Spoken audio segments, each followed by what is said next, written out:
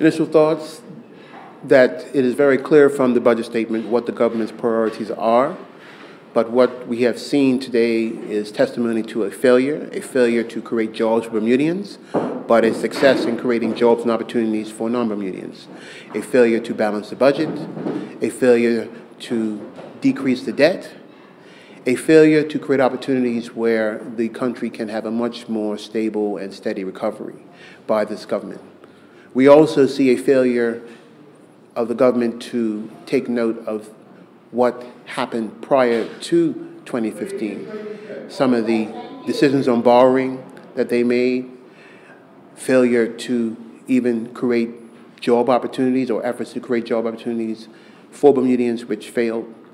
We have to, at this point, question whether we can trust this government with keeping promises that they've already broken, adhering to the promises that they've already made, and to chart a proper course for this country going forward.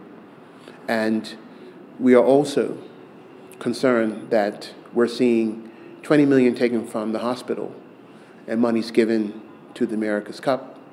We're seeing monies given to ACON while the airport is depleted of funding. We're also haven't seen, despite the proclaiming of a tourism recovery, no jobs created, virtually none in the tourism sector for Bermudians. So we have to ask the question, can we trust this government going forward? I think that's a fair question to ask. We also note the changes to the payroll tax. Some may have some benefit from it, and some will be paying more tax. But it's far from a progressive effort to change the tax system. We're seeing new taxes added.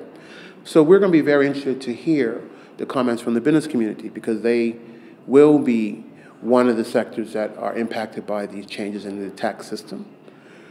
We also note that persons who are on the lower end of income may see some benefit, but we are interested because we know that dramatic changes to payroll tax have usually received negative impact from the business community, as we saw in 2011. So we'll be curious to hear their reaction to the general services tax, which has been proposed, and the financial service tax that's been proposed as well going forward.